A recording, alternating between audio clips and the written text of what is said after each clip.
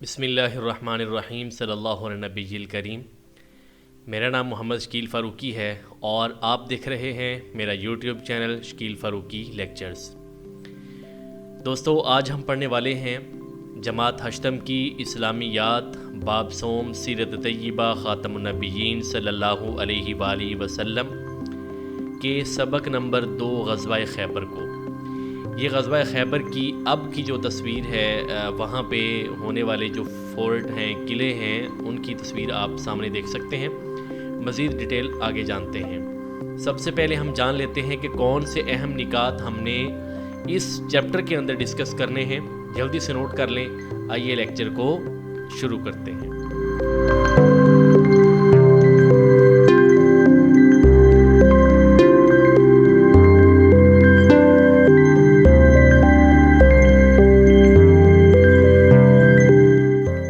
خیبر ایک سرسبز و شاداب علاقہ ہے جو مدینہ منورہ سے تقریباً 165 کلومیٹر کے فاصلے پر واقع ہے۔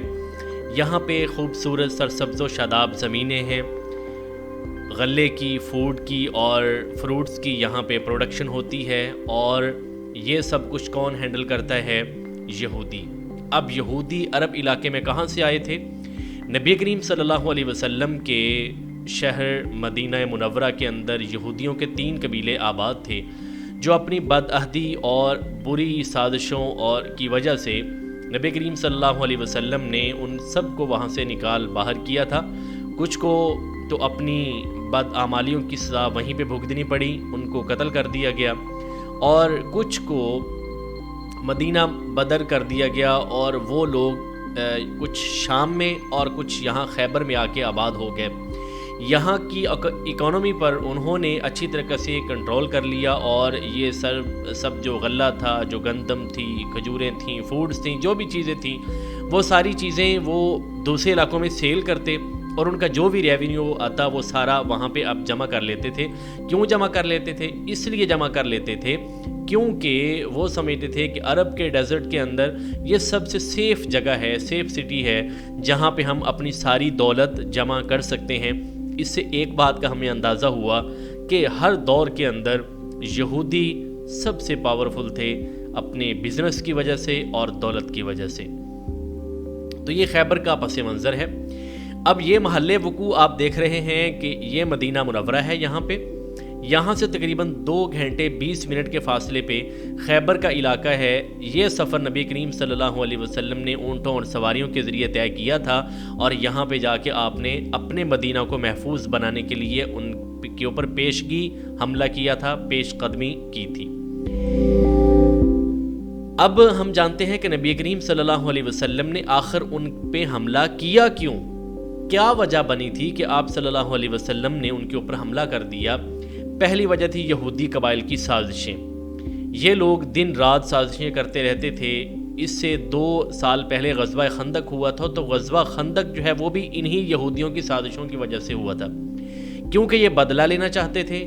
ان کے 3 قبائل کو آپ صلی اللہ علیہ وسلم نے وہاں سے بھگا دیا تھا، تو یہ بدلے کی آگ میں جل رہے تھے۔ مختلف قسم کے جو غزوات پہلے ہوئے ہیں، ان میں زیادہ تر میں انہی کا ہاتھ تھا، تو ان کی سازشوں سے بچنے کے لیے آپ صلی اللہ علیہ وسلم نے یہ کام کیا۔ پھر انہوں نے معاہدہ شکنی کی۔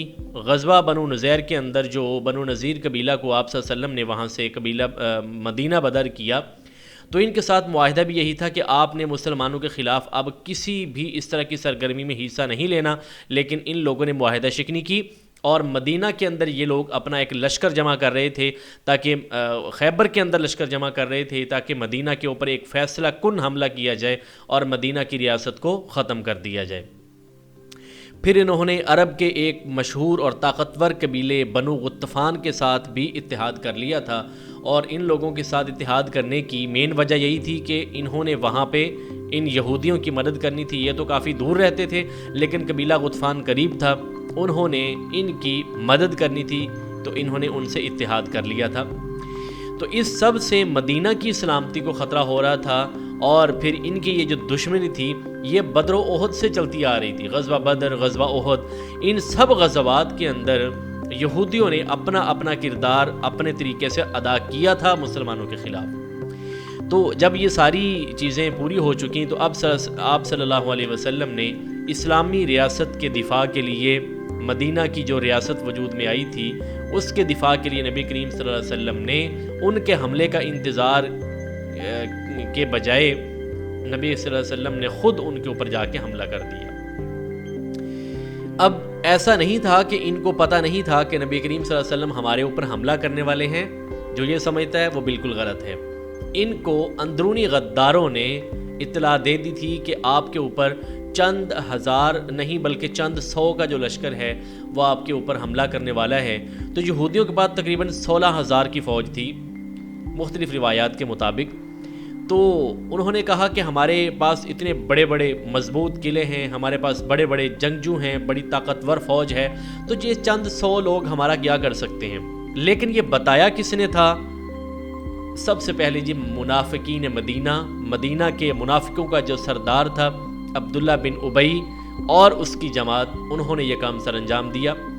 دوسرے نمبر پہ قبیلہ بنو غطفان، یہ بھی یہودیوں کا ایک قبیلہ تھا، عربی یہودی تھے، اور ان لوگوں نے بھی مخبری کر دی تھی کہ مسلمان آپ لوگوں کے اوپر حملہ کرنے کی تیاری کر رہے ہیں، آپ اپنا دفاع لیکن انہوں نے اس کو کوئی خاص اپنے خلاف نہیں سمجھا، کیونکہ وہ یہ سمجھتے تھے کہ یہ لوگ ہمارا کیا کر لیں گے۔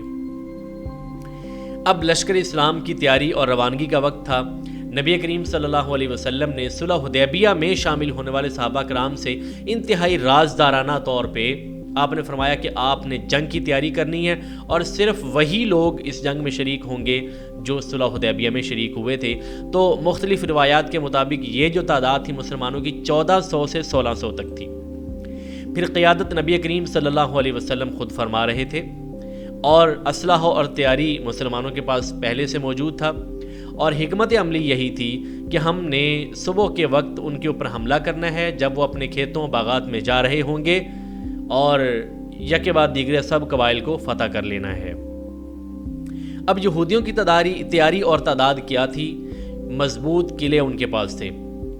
کتنے قلعے تھے یہ جاننے کے لیے آپ نے ویڈیو کو انت تک لازمی دیکھنا ہے، تاکہ آپ کو ان ساری چیزوں کے بارے میں اچھے طریقے سے پتہ چل سکے۔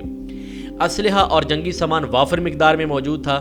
جب اکانومی مضبوط ہو، پیسہ بہت زیادہ ہو، تو اسلحہ اور طاقت تو ہوتی ہی ہے۔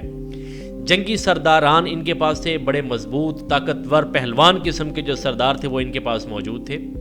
قبائلی اتحاد بھی تھا، یہ میں پیچھے بتا چکا ہوں، اور معاشی وسائل ان کے پاس تو بے تحاشا تھے، کیونکہ اکانومی مضبوط تھی، پیسہ تھا، دولت تھی، فراوانی تھی، تو معاشی وسائل ان کے پاس موجود تھے۔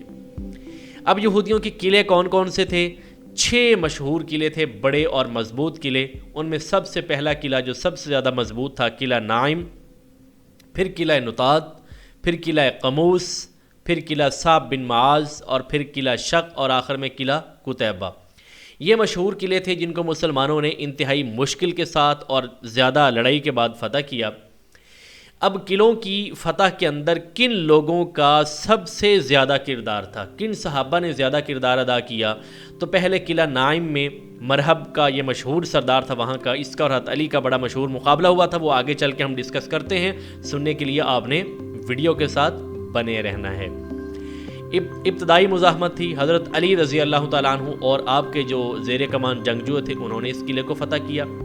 قلعہ نطاد دوسرا قلعہ زرخیز زمینوں کے بالکل ساتھ والا قریب والا قلعہ جو ان کی حفاظت کے لیے بھی تھا، حضرت ابو بکر رضی اللہ تعالیٰ عنہ نے اس کے اندر اہم کردار ادا کیا۔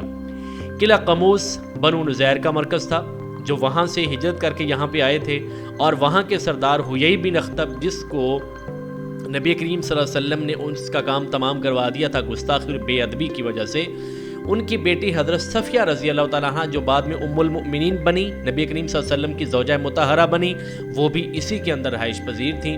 حضرت علی رضی اللہ تعالیٰ عنہ کی کارروائی کے نتیجے میں یہ قلعہ فتح ہوا۔ صعب بن معاذ دفاعی لحاظ سے سب سے مضبوط قلعہ تھا، اور اس کو فتح کیا نبی کریم صلی اللہ علیہ وسلم کی دعا کے نتیجے میں مسلمان ہونے والے عمر فاروق رضی اللہ تعالیٰ عنہ نے۔ شق شدید مزاحمت والا قلعہ حضرت زبیر رضی اللہ تعالیٰ عنہ۔ قتیبہ محفوظ پناہ گاہ، آخری کوشش، آخری امید یہودیوں کی، حضرت سعد بن معاذ رضی اللہ تعالیٰ عنہ کی انتہائی اہم کارروائی۔ اب یہ وہ صحابہ ہیں جنہوں نے اہم کردار ادا کیا، لیکن جو سب سے زیادہ ہائی لائٹڈ بات ہے وہ حضرت علی رضی اللہ تعالیٰ عنہ کی سعادت اور کردار ہے۔ کیا سعادت نصیب ہوئی؟ قلعہ نائم فتح نہیں ہو رہا۔ رسول اللہ صلی اللہ علیہ وسلم نے آخر ایک رات اعلان فرمایا کہ کل کو میں جھنڈا اس شخص کے ہاتھ میں دوں گا جو اللہ اور رسول کو پسند کرتا ہے اور اللہ اور رسول اس کو پسند کرتے ہیں، محبوب رکھتے ہیں۔ اب سب صحابہ اسی انتظار میں تھے، کیونکہ صحابہ یہ سمجھتے تھے، ہر صحابی کے ساتھ آپ کا اتنا تعلق اور پیار تھا کہ سبھی یہی سمجھتے تھے کہ مجھے ہی دیں گے۔ ایون کہ حضرت عمر فاروق رضی اللہ تعالیٰ عنہ فرماتے ہیں، مجھے کبھی اقتدار کی خواہش نہیں ہوئی، لیکن اس دن میرا دل چاہ رہا تھا کہ آج کل کو جھنڈا میرے ہاتھ میں رسول اکرم صلی اللہ علیہ وسلم پکڑائیں۔ صبح ہوئی تو رسول پاک صلی اللہ علیہ وسلم نے پوچھا، علی کہاں پہ ہیں؟ صحابہ نے کہا، اللہ کے رسول وہ تو بیمار ہیں، ان کی آنکھوں میں تکلیف ہے۔ آپ نے فرمایا کہ جلدی سے انہیں بلا کے لائیں۔ بلا کے لایا گیا تو آپ صلی اللہ علیہ وسلم نے اپنا لعاب مبارک، تھوک مبارک ان کی آنکھوں میں لگایا، اور ان کو ایسی صحت نصیب ہوئی کہ دوبارہ کبھی ان کو آنکھوں کی تکلیف نہیں ہوئی۔ یہ شفا کا معجزہ تھا۔ پرچم رسول اکرم صلی اللہ علیہ وسلم نے حضرت علی کے ہاتھ میں تھمایا اور کہا کہ جاؤ علی، قلعے کو جا کے فتح کرو، لیکن اسلام کا پروٹوکول جو ہے اس کو آپ نے فالو کرنا ہے۔ وہ کیا ہے؟ سب سے پہلا کام ہوتا ہے، 3 آپشن ہوتے ہیں کوئی بھی لڑائی، 3 آپشن۔ پہلا یہ ہوتا ہے کہ اسلام لے آئیں، ہمارے اسلامی بھائی بن جائیں، آپ کے اوپر کوئی حملہ نہیں ہوگا، آپ کی زمینیں آپ کو مبارک۔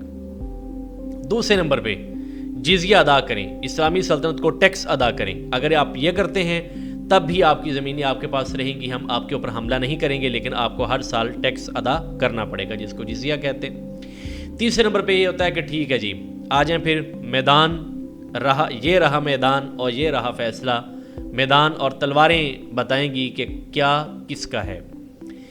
تو حضرت علی رضی اللہ تعالیٰ عنہ کو آپ صلی اللہ علیہ وسلم نے کمان سونپی، یہ وہاں پہ گئے، دونوں آپشن پیش کیے، ریجیکٹڈ۔ اس کے بعد پھر فل فلیج حملہ، فل تیاری کے ساتھ حملہ ہوا اور قلعہ نائم کی فتح ہو گئی۔ لیکن فتح سے پہلے مرحب اور اسد اللہ الغالب حضرت علی کرم اللہ وجہہ کا وہ مقابلہ، اس کو ہم کبھی بھی نہیں چھوڑ سکتے۔ مرحب اپنے سر کے اوپر پتھر کی بنی ہوئی مضبوط ٹوپی پہن کے آیا، جنگی نکارے بج رہے ہیں، قلعے کا وہ جو بڑا گیٹ تھا بہت بڑا، اس سے وہ اچھلتا ہوا کودتا ہوا غرور اور تکبر کے اندر باہر آیا اور کہنے لگا کہ میں مرحب ہوں اور یہ میدان جانتا ہے کہ میں کون ہوں۔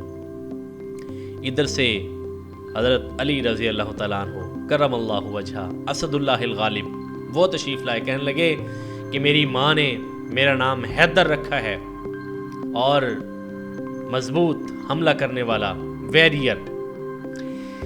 خیر، حضرت علی رضی اللہ تعالیٰ عنہ اور اس کے درمیان جب مقابلہ شروع ہوا تو مرحب نے انتہائی مکاری اور چلاکی کے ساتھ پہلے حملہ کیا اور بہت خوب حملہ کیا، لیکن حضرت علی رضی اللہ تعالیٰ عنہ نے وہ حملہ اچھے طریقے سے روکا اور ایسا پلٹ کر کاری وار کیا کہ وہ دشمن، اللہ کا دشمن، نبی کا دشمن، ایک ہی وار میں ڈھیر ہو گیا۔ مختلف باتیں بتائی جاتی ہیں، کچھ کہتے ہیں کہ سر کے 2 ٹکڑے ہوئے تھے۔ ذوالفقار تلوار اس وقت اللہ کے نبی صلی اللہ علیہ وسلم کے پسندیدہ شخص علی رضی اللہ تعالیٰ عنہ کے پاس تھی، ہو سکتا ہے ایسا ہی ہوا ہو۔ کچھ لوگ کہتے ہیں کہ پورے جسم کے 2 ٹکڑے ہو گئے تھے، لیکن اللہ تعالیٰ بہتر جانتے ہیں۔ بہرحال ایک ہی وار کے اندر مرحب کا کام تمام ہو چکا تھا۔ اب مسلمانوں نے یکے بعد دیگرے قلعے فتح کیے، قلعے فتح کرتے گئے اور آخر میں پھر وہ قلعہ بھی آیا کہ جب مسلمان اور کافر حتمی لڑائی تک پہنچ چکے تھے۔ مختلف باتیں اس بارے میں بتائی جاتی ہیں، چیپٹر سے باہر میں کچھ نہیں بتاؤں گا۔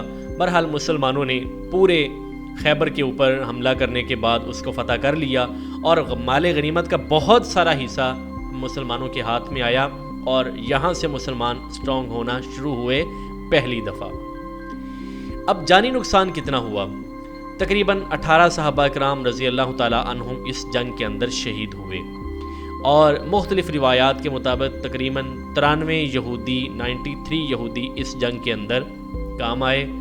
یہ دونوں طرف سے جانی نقصان تھا جو خیبر کی لڑائی کے نتیجے میں ہوا۔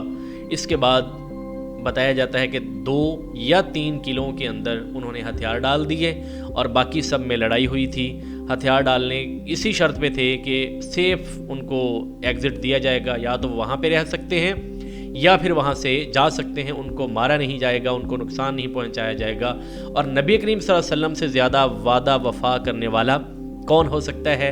ایسا ہی ہوا، آپ صلی اللہ علیہ وسلم نے معاہدہ ہونے کے بعد کسی کو کچھ بھی نہیں فرمایا، اور معاہدہ اسی بات پہ ہوا کہ آپ نے اس زمین کی پیداوار کا جتنا بھی حصہ آئے گا اس میں سے جو اس میں سے آمدن آئے گی اس میں سے آدھا حصہ نصف جو ہے وہ مسلمانوں کو ٹیکس کے طور پہ ادا کرنا ہے، اور نصف آپ کے پاس رہے گا۔ حضرت عمر رضی اللہ تعالیٰ عنہ کے دور تک یہی ہوتا رہا، اس کے بعد آپ نے مکمل طور پہ اس کو اپنی کمان میں لے لیا، مسلمانوں کی جاگیر بنا دیا۔ اس غزوہ کے فوری بعد وہیں پہ موجود ایک اور واقعہ پیش آیا کہ وہ لوگ، ہم پچھلے لیکچر میں ڈسکس کر چکے ہیں کہ مسلمانوں کے اوپر مکہ میں جب انتہائی مشکل حالات تھے، اس وقت 2 ہجرتیں ہوئی تھیں حبشہ کی طرف، افریقہ کے ایک ملک حبشہ کی طرف، جہاں پہ نجاشی بادشاہ تھا اور وہ مسلمان بھی ہو گئے تھے رضی اللہ تعالیٰ عنہم ورضوان۔ تو انہوں نے وہاں پہ مسلمانوں کو رکھا، تو وہاں پہ رہنے والے جو مسلمان تھے ان کو پتہ چلا کہ آپ یہاں پہ لڑ رہے ہیں، تو وہ سیدھا پھر یہاں پہ اترے، یہاں پہ انہوں نے آمد ان کی ہوئی مہاجرین حبشہ کی، یہاں پہ وہ تشریف لائے جن میں نبی کریم صلی اللہ علیہ وسلم کے چچا زاد بھائی حضرت علی رضی اللہ تعالیٰ عنہ کے سگے بھائی حضرت جعفر رضی اللہ تعالیٰ عنہ، جعفر طیار جن کو کہا جاتا ہے، وہ بھی موجود تھے۔ یہ لوگ آئے، رسول اللہ صلی اللہ علیہ وسلم کو انتہائی خوشی کی بات ان کے لیے یہ تھی کہ یہ لوگ واپس آ چکے تھے، مکہ سے بچھڑے ہوئے لوگ کئی سالوں بعد ان کو یہاں پہ ملے تھے، خوشی کا عالم کیا ہوگا۔ آپ صلی اللہ علیہ وسلم نے کو خوشخبری دی کہ آپ کو 2 ہجرتوں کا ثواب ملنا ہے۔ کون سی 2 ہجرتیں؟ ایک وہ ہجرت جو انہوں نے مکہ سے حبشہ کی طرف کی تھی، ایک ہجرت کا ثواب۔ دوسری ہجرت جو فرض ہجرت تھی حبشہ سے مدینہ کی طرف ہجرت، آپ نے فرمایا کہ آپ کو 2 ہجرتوں کا ثواب ملے گا۔ لیکن ایک اور اہم بات یہ تھی کہ نبی کریم صلی اللہ علیہ وسلم نے مال غنیمت میں سے ان کو حصہ بھی عطا فرمایا۔ اب غزوہ خیبر کے نتائج کیا ہوئے؟ پہلے نمبر پہ مسلمانوں کو سرسبز زمینیں، کھجوروں کے باغات ملے، مضبوط قلعے، جنگی ساز و سامان اور بہت سارا مال غنیمت جو تھا وہ مسلمانوں کے قبضے میں آ گیا۔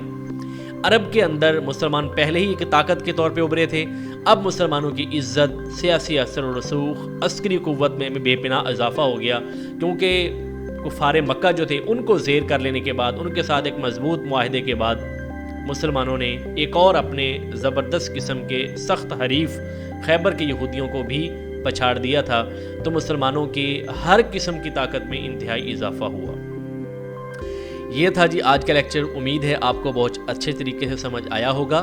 سمجھ نہیں آیا تو آپ اس ویڈیو کو دوبارہ شروع سے اینڈ تک دیکھ سکتے ہیں۔ پھر بھی آپ کی کوئی کیوری ہو تو آپ شروع میں دیے گئے واٹس ایپ نمبر پہ میرے ساتھ پرسنلی رابطہ کر سکتے ہیں، اور جو بھی سوال ہو وہ بلا جھجک پوچھ سکتے ہیں۔ آپ کے ہر کمنٹ کا، ہر میسیج کا جواب انشاءاللہ تعالی دیا جائے گا۔ چینل کو ویڈیو کو لائک کرنا، چینل کو سبسکرائب کرنا اور ویڈیو کو شیئر کرنا بالکل نہیں بھولنا۔ ملتے ہیں کسی انتہائی اچھی اور معلوماتی ویڈیو کے اندر، تب تک کے لیے مجھے اجازت دیں۔ اللہ حافظ۔